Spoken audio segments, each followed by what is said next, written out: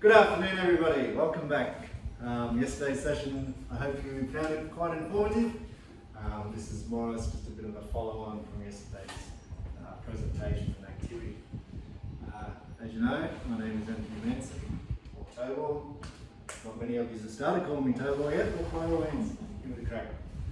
Can I just ask, Tobor, why does it say Mason on your shirt? Mason? Manson. Good point. I'm glad you brought that up because ever since I was a child, used to play football, soccer, sports, you name it. Did you? Yep. And do you think anyone could spell my name correctly when I got a trophy? No. Right? Used to get trophies, even at school. I got Mason, Mawson, Manson, you name it, anything but Manson. What about Charlie? Is it Charles? Yeah. Yep, that's another story. Second cousin twice removed.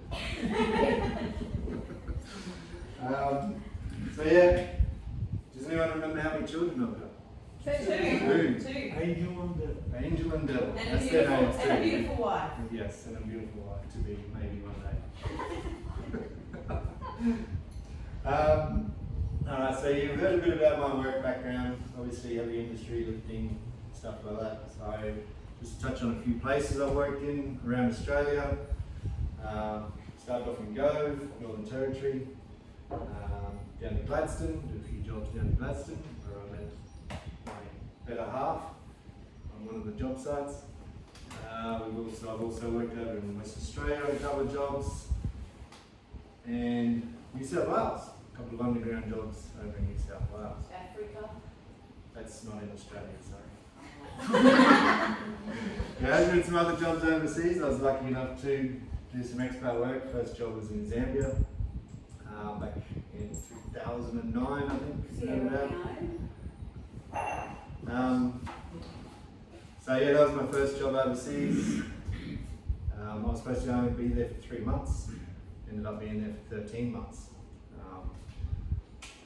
So that was You dragged that one out well. we dragged that one out. There was a couple of unfortunate incidences, I suppose, that happened towards the end of the project, which actually made us stay a little bit longer.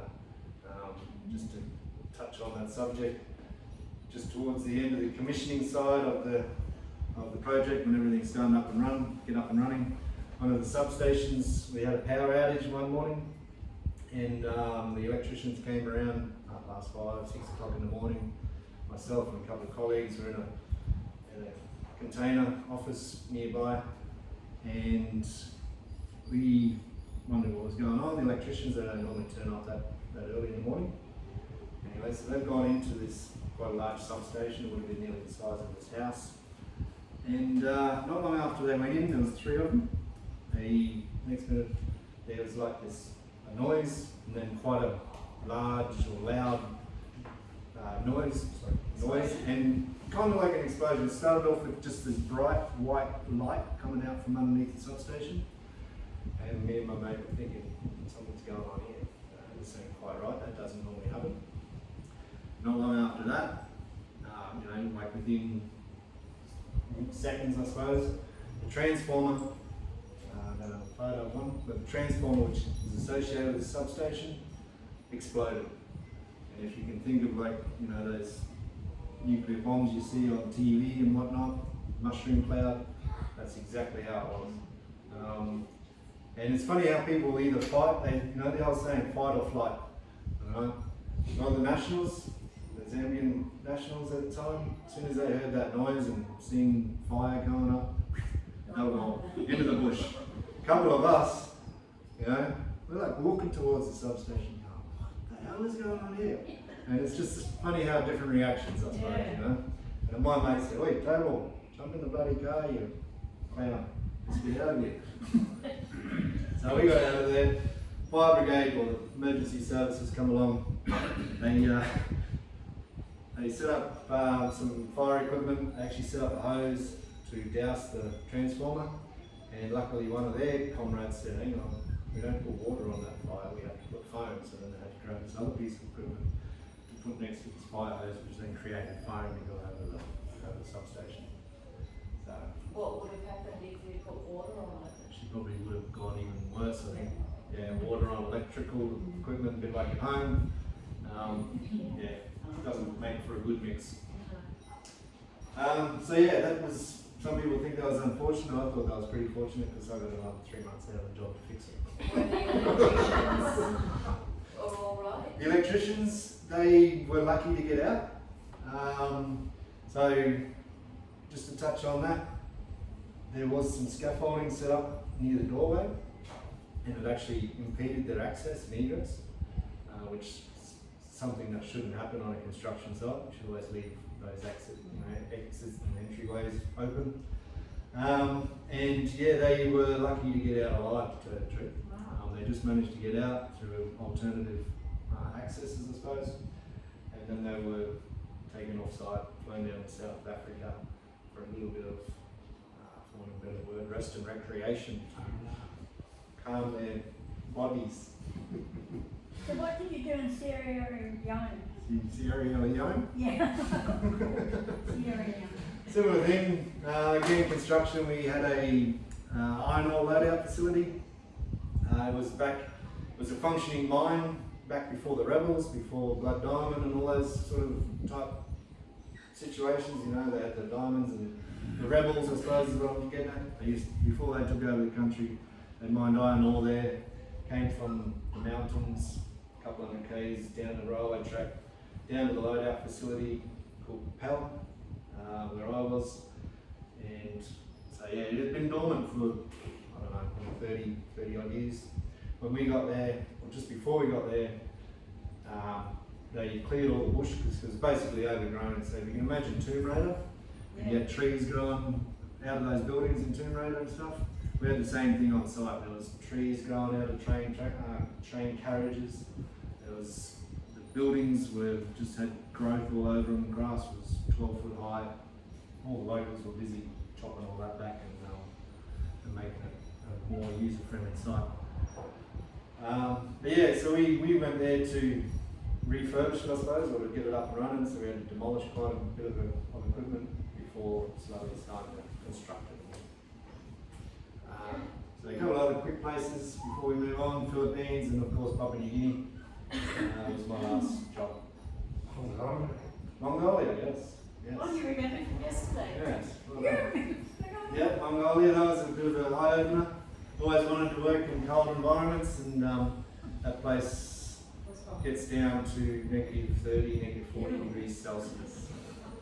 I was underground there, so when it did start getting colder and when the snow started coming, we didn't have to really deal with those type of hazards, because you go underground and it's nice and warm, and you've got heated air, ventilation going around, and all sorts of stuff. But there was some stories that people would say that they'd be digging a trench and they'd have to put like I suppose a shelter, a heated shelter, to warm up the ground so they could actually dig the earth because it was that frozen and hard.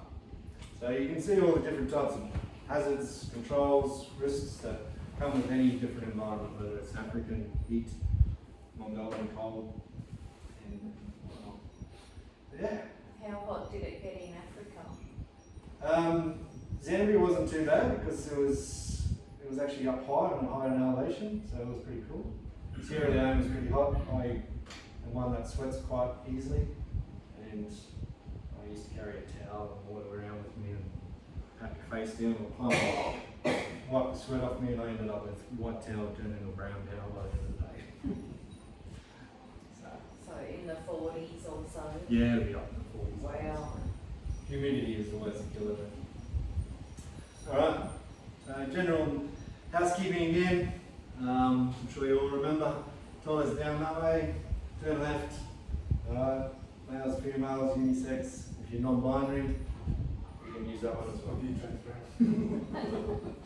Evacuation procedures again. I'm sure you remember the door is behind you. There's also another access there. In worst case scenario, there is one out the side as well. We'll meet over the other side and wait for further instruction and emergency services to come along and help us out. Breaks, again, sorry, you'll have to sit through another 30 minutes and 27 seconds without a break. But by all means, if you do need a coffee or whatever, we do have facilities up there. Help yourself. And once again, phones, just turn them on silent if you don't want. Questions anytime through the session. So objectives today, like I said, pretty much following on from yesterday. I'm going to gain a little bit more of an understanding of some rigging and slinging practices, talk a little bit more about cranes and rigging activities, get a little bit further into safe working capacities and how it goes around a load and how it gets decreased and whatnot. Couple of touch on slinging techniques again and some general topics overall with cranes and rigging. Now, I've had a few issues yesterday with IT, so I've managed to contract a person to help me out. If you don't mind, sir, we'll try and get that first video going. Just get that there.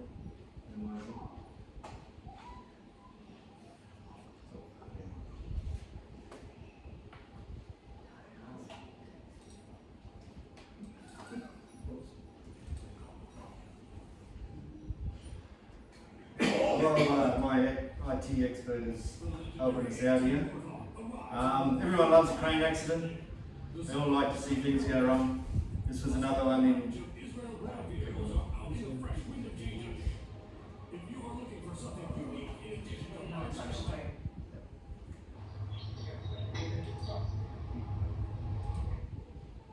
Yeah, everyone loves a crane accident. They all like to see things go, not like to see things go wrong, but it is pretty spectacular when a crane has an accident. So this was in New South Wales. I actually worked with a bloke who was on this job at the time, and he was sort of not fully involved in it, but he was associated with it. So they put together a drag line here, which is this Q4 here. There's a bit of bad language, which I covered slightly.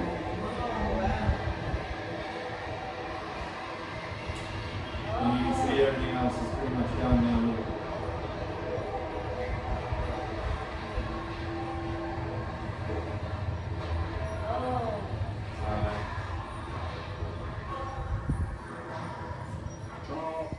Excuse me. we might leave it there because he just tends to elevate his language and letting you know how bad it was. But again, I guess like we were talking yesterday, preparation, I mean, they probably had plans in place, so all good intentions, but it's not a touch. And what Well, that's happened a with that? Did anyone die? That one I don't believe so, no. No, I worked with a guy in Orange, he was actually on that job. I think he said he actually had the day off, to tell you the truth, so he was kind of fortunate in the sense that he wasn't there at the time. But you can imagine all the investigations, incident reports, everything that goes on with it. And then you get the government bodies come on the side as well and do investigations. Cost, yeah, close the site down. It was machinery fire. Yep. Was it? One of the drum. So yeah, I have seen some accidents myself, or very close calls I should say. In Darwin, on an LNG project there. I was on a structure, I suppose, doing some work, and a crane booms, not similar to that, but basically the crane was similar to that. The crane boom came crashing down, just missed a couple of form workers on the concreters on the ground. It did land on a car from memory and squashed the car, so fortunately nobody was hurt ahead. Alright, what did we learn yesterday? Anyone remember what we learned yesterday? Rigging basics, so check out your equipment before use. Excellent. Your environmental conditions can affect the use of your equipment. Awesome. Colour coding all the different. Excellent. And if you don't know what to do, then don't do it. Exactly. So you can see things in a fair shape very quick. Ah, well done. Excellent. So we're going into some basic definitions of some things that are to do with rigging. Balanced load equally distributed on each side of the point of support. So, like we mentioned yesterday, pretty much all rigging or any load that you lift up, you want to balance, depending on what you're lifting of course, but typically you want to balance so it comes up level. There are circumstances where you do want it inclined or declined, depending on the situation, but typically you try and balance and get the centre of gravity on a load. Bridle sling, we demonstrate bridle string, sling composed of multiple legs gathered in a fitting that goes over a lifting hook. So essentially what that's saying, you can say a two-legged sling. So you two-legged sling, let's try and get this without causing too much confusion.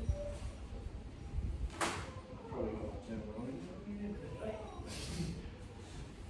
So this is when you start getting more than one leg, I suppose, on a sling. So you, yeah, pick that up. Yep.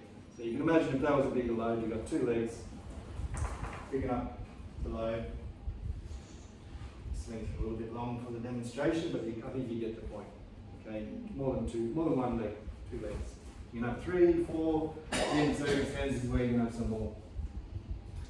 Competent person, hopefully that's me. And all the employees that I work with. We go through a lot of training, a lot of VOCs, a lot of upskilling as well. A VOC is verification of competency. So a person gets their license, they get trained, they become a rigger, for example. But then each site you go to, they tend to give you a verification competency to make sure that you do know what you're talking about, so to speak. Factor of safety was mentioned yesterday. Ratio of braking strength to the force that will be applied. So slings like this usually have a safety factor of about 5. Okay. So that sling, as we mentioned yesterday, you can lift up 1 ton.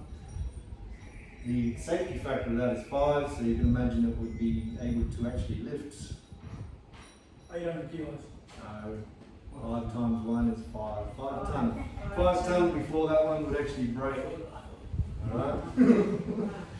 But that's not recommended because it's a 1 ton. Definitely not recommended. That's why they put safety factors in. They put safety factors in for. Idiots. One might call them that name, yes? Yeah. So they put safety factors in for various reasons, obviously for people, well, just for safety. That's the easiest way to say it, you know? Yeah. And obviously the braking strength is the approximate point of when under maximum load, that load handling device fails. So you can essentially say they're similar to each other, but definitely you wouldn't use that to lift 5 ton. I have been on a lot of jobs where Chinese over in the Philippines, we did some basic sort of schooling with them. Because you always get to a job, especially in third world countries, where they think, okay, I've got a 1 ton sling, I've got 4 of them, I've got 4 legs on the load, 1, 2, 3, 4, all coming up. I can lift 4 ton now, but that doesn't always work. Or more so the story with the Chinese actually, I'm sorry I digress there quite a little bit, is they figured, okay, they knew it had a safety factor of 5, so they said, no, we can lift 5 ton with that. I was like, no, they said, you should not. Probably can, but you should not.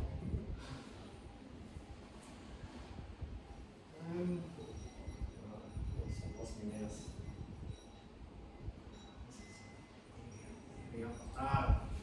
So hitch basket, kind of demonstrated that yesterday. Right, essentially 1 ton sling can now carry 2 ton. Right. 1 ton when you basically double, and it's more so around a round load. Imagine there's a pipe there. Because, as I say, there's a lot of different factors that come into it. So a round load, you'd be able to do 2 ton, but since this is a square or it's got sharp corners, then because it's got 2 sharp corners, it actually reduces it by half again, essentially. So that 1 ton, you still only lift 1 ton. It's not 2. And of course, when you come back to the angle factor as well, that would bring it listed again, yeah. For argument's sake, maybe 800 kilo or something, 700 kilo or something.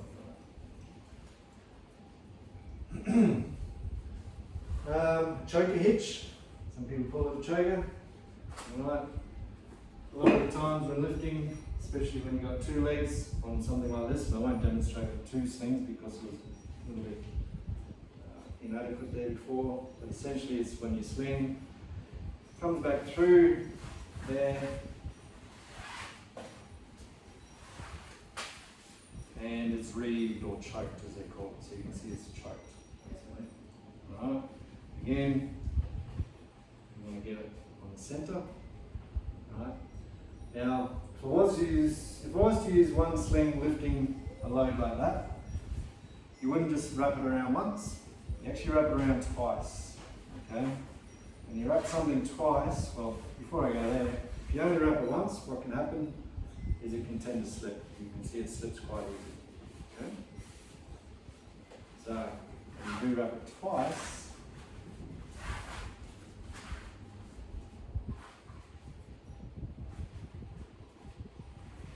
and come back through itself again. This is what they affectionately call a double wrap. Alright, so now double wrap,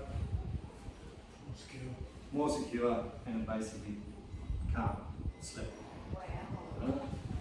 Wow. When doing steel erection and whatnot, rather than having two legs and trying to bring up a piece of steel to connect it, if you do it with one, then the rigger up in the air has got the ability to be able to actually move it as well, give yourself a bit of flexibility if one end doesn't quite match up to the other.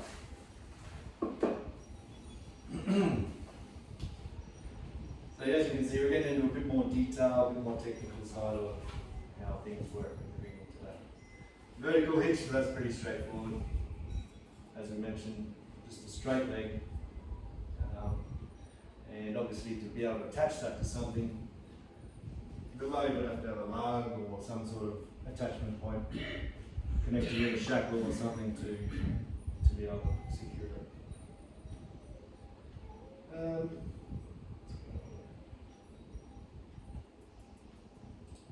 Alright, a couple of other quick ones. The master link, I'll show you a bit of a photo later on, but a master link has a few different uses, I suppose.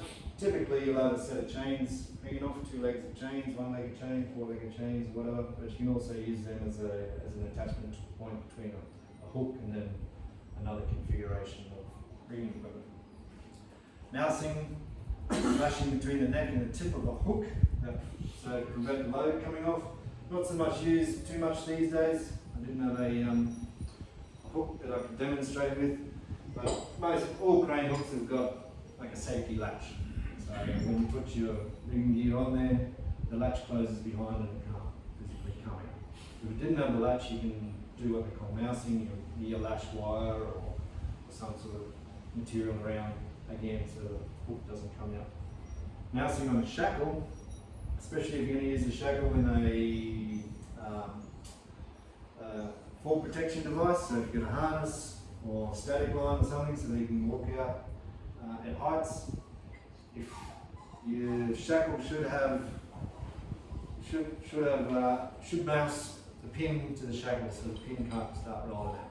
Right? It's just an added safety protection for people, because when people fall, they hurt themselves, sometimes severely. Rated capacity, the maximum allowable working load. So you'll see that coming up in the next few slides or as we go on. We've kind of touched on it. There are maximum allowable safe working limits, allowable loads, and what we work around. So again, rigging basically is connecting a load to a source of power so it can be lifted and moved safely and predictably. Alright? So source of power, what's some sort of sources of power that rigging might be connected to do a lift? Crane. Crane. Hand. What? Hand power. Yeah, in a sense, you'd be connecting them to your chain block, which is source of power. Sorry? Winch. Winches, yes, overhead cranes, whatnot. So there's a whole variety of different power sources as such. Some are manually done, others are a crane, some are electric winch, hydraulic winch, many different types of things.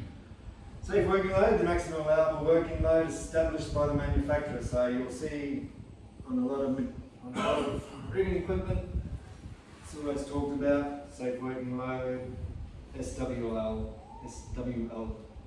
tonnage, it's 1 ton. They have it on shackles as well, if you want to hand that around. WLL is another one. Basically means the same thing.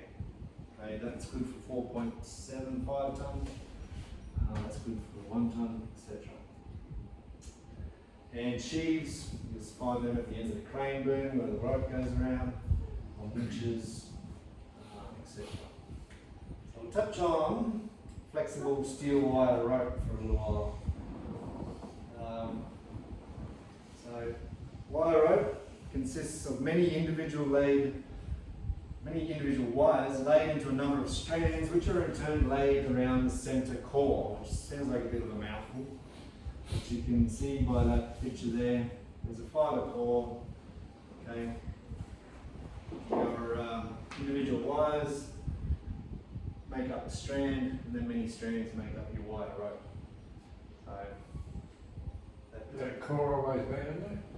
some wire rope has them, and some do not. Yeah. So you get different grades of wire. There's 1770, which is just a term, and there's 1570 grade, and I think you'll find there's many other grades as well.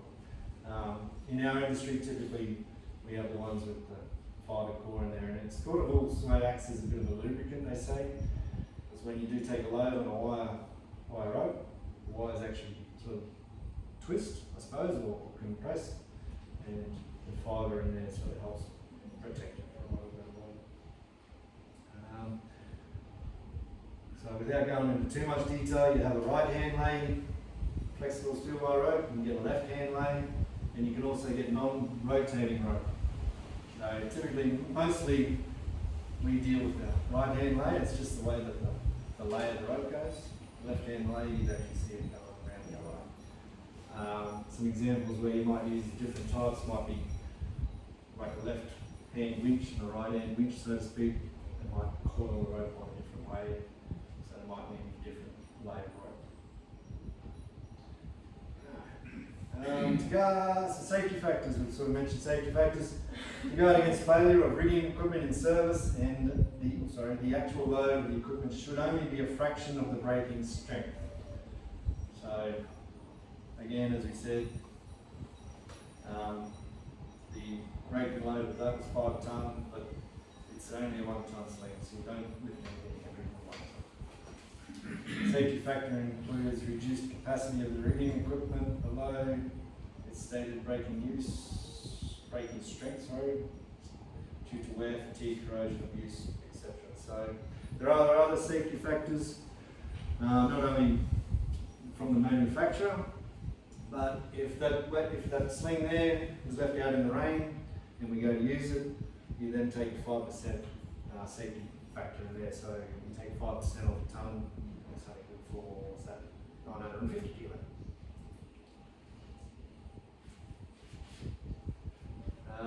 Cool. Touch more on the wire rope. So it's a bit of a better example. All these little wires, depending on the type of wire. From memory, I think it's maybe 7 wires to make a strand, and then X amount of strands to make a wire rope.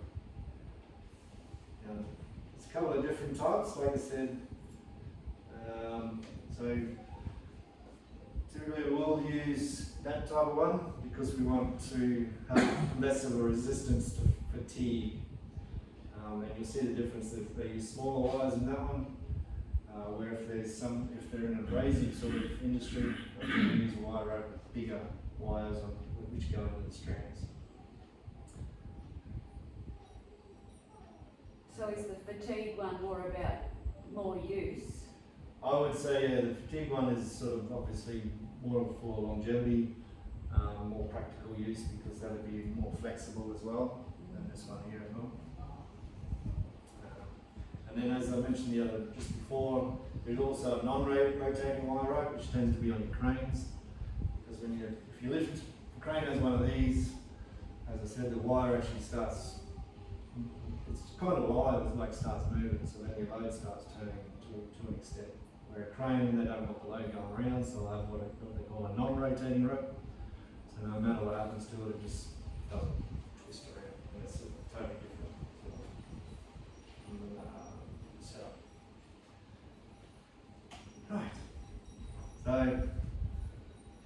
capacities. This probably just more so to highlight that the different weights you can lift. To take an example, like we've been talking, let's look at say the 11 mil wire rope. Straight leg is good for 1 ton, more or less. You go around that pipe that we demonstrated before is good for 2 ton. But as soon as you come back to 60 degrees, ease come back to 1.78 ton.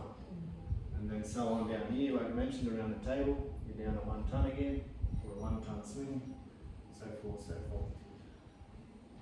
The ones at the end there is a pretty common rule of thumb, 2, 3 and 4 leg slings, whether it's flexible steel wire rope, chains or soft slings. Calculation is you always go off 2 legs. Alright, 2 legs are taken away. If you have a 3rd leg in the configuration, it's more or less just kind of like balancing the load to an extent. And same with 4. And because of the way they manufacture them too, when you come down to 4 points, they don't typically end up at the same length. It might only be a small discrepancy, but they can make a difference with the amount of weight that each leg is taking. So to show that in a little bit more detail, it's in pounds, but you get the idea. Alright, so the first configuration, when you're coming back to 30 degrees at the top to the crane, you're good for 866 pounds. As the angle gets more inclined, I think that's the right word, obtuse, go down to 700 pounds, down to 500 pounds. And without getting into too much technicality as well, not only do you have all those factors, but if you've got a bit of rigging going around the load that's straight up, okay, the rated capacity, so in this area here is 100%, but for whatever reason, if you end up bringing that tail, so to speak, back at a sharper angle, then you've got to decrease and decrease again. So everything in rigging, it's got to do with angles and safety factors and reductions of, say, working loads. And that just sort of demonstrates different ways of swinging loads and stuff, yeah. I'd like to do more demonstrations, but our facilities here don't allow it, sorry. I'd like to have a crane out the front. The budget wasn't quite adequate for that one.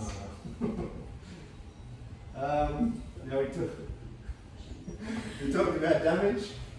This gives a good example, especially on the rope, whether it's a wire rope or even fibre rope. That's what they call a bird cage for pretty obvious reasons. Yeah, it tends to happen if you have a piece of rope and you twist it the opposite way, you'll end up with that. And if you're going to break a rope, can you slice it? In the old days, you probably could. Wire rope, fibre rope, you can get away with quite easily. One, because it's quite easy to splice. Wire rope, they don't really teach splicing wire rope too much these days. When I was on that job in the Philippines, the Chinese were making their own wire slings, and they literally had, like, I don't know, 50 millimeter diameter cable, breaking out all those wires and then splicing them, making an eye. This is out with a file. Yeah, you can get little tools and stuff to help you out. So, the only disadvantage of making your own slings or wire slings is they don't always end up the same length. Yeah. And you always try and have the same length of sling when you use And multiple they're not lengths. rated, They're not really, rated, are but they? just- No, that's right. You know, not people, but countries like Australia, you have stringent regulations and rules where they need to be load tested and whatnot. You can go back to calculations of, the size of the rope and the type of rope and all that sort of thing and make an informed decision, I suppose. But it's something that just doesn't happen in our industry anymore. Third world countries, I've even done it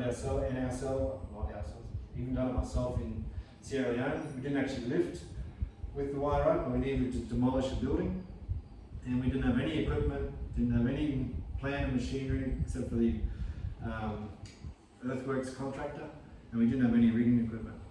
So my friend and I were on the job, happened to be down at the jetty, I suppose you call it, found a cable of old wire. Same again, it was probably about 50 mil. We didn't do a full-on splice where you read it back into itself, but we did what they call a Flemish eye. Basically, we made a ring, made them 20, 30 metres long, dragged them up the structure, attached them to the top of the structure, and this was like a couple of towers, I suppose you call it, with the conveyor in between them. Hooked up about 4 or 5 of them from memory. Got the earth moving contractor to come along. Got an excavator, a truck, you name it, all hooked up to the other ends. Right, boys, let's go. Before we did that, we cut all the bottom of the footings, all the columns, all the bolts and everything. Right, boys, let's go.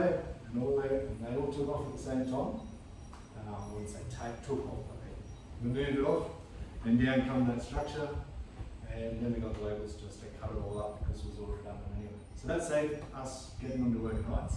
Saved us some machinery, saved us some cost, and it was fun.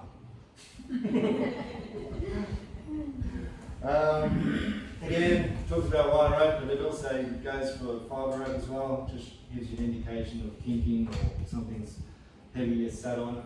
Squashed it down a little bit. Alright. So, again, we've sort of talked about this quite a bit, different ways of using those type of slings. I won't go on about it too much, but just gives you some good examples, some pictorial examples. Some other handy hints.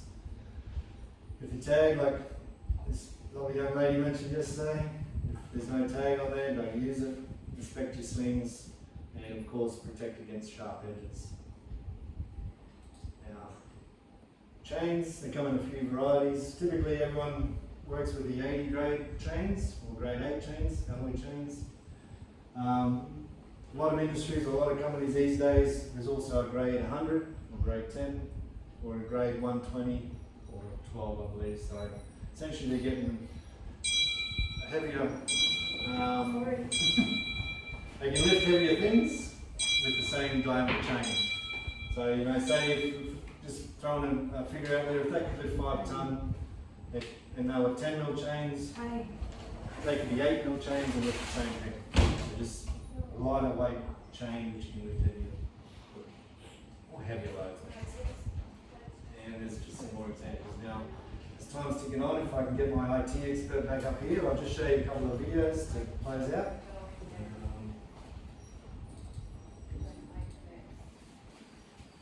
And my IT expert.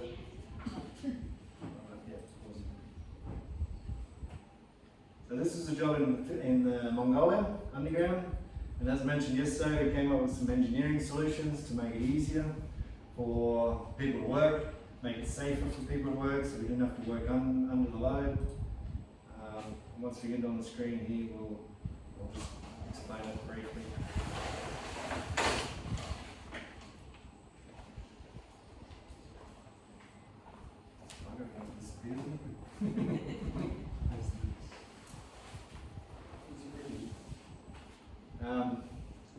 So, to try and give you an idea while my IT expert is doing a better job than I would, we have a chamber underground, then there's an ore chute, about, from memory, 50 metres high, 50 metres tall, going through the ground to another area at the top.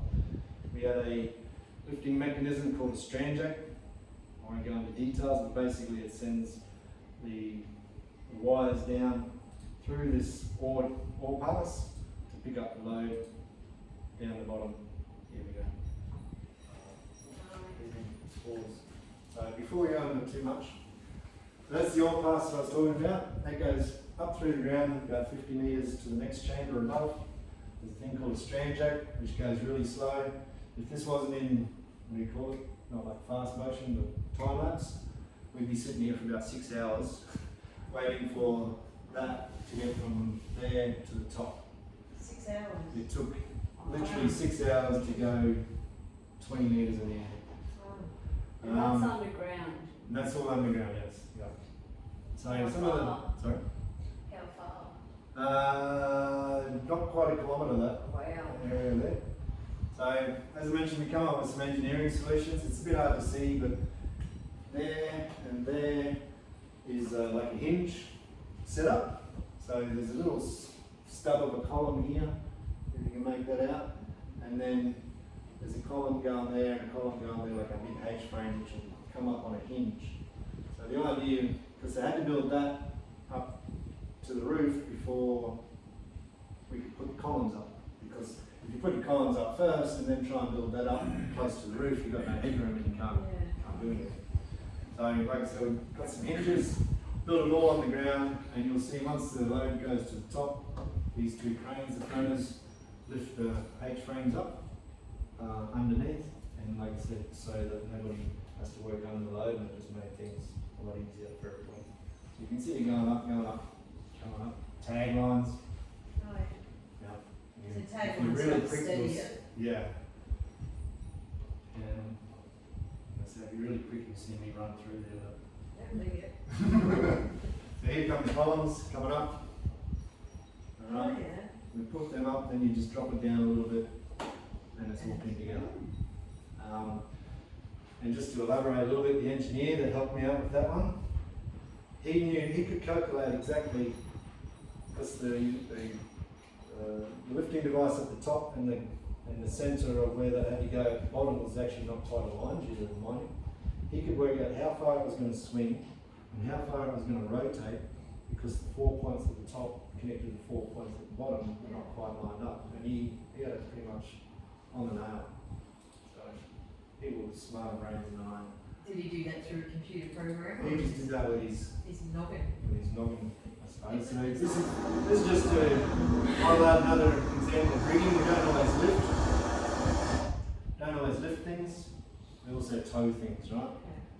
So That's why we call it towable. that's why they call me towable. So we use rigging to tie that down. There's a couple of towing strops, what they call towing strops, 50-ton capacity each. And we drag that probably a couple of kilometres through the tunnels, around corners, all over the show. What is it? It's a, what they call a truck chute, I suppose. So when the oil comes down that pass, it goes into there and then it comes out the front. And it all sits on that big skid there, if you notice it. Yes. And just to finish off, there's one more. So this is three main stages to building this truck station on the ground. So we've had the main platform erected, we've dragged the truck chute in, and now we're lifting the truck chute up into place. So we used that same mechanism before, and up she goes. That was about 40 odd tonne. And how long did that take? That took probably 3 hours. 2-3 hours. Is that the same thing as built the floor above it? Yeah, that's what was lifted before. Yeah.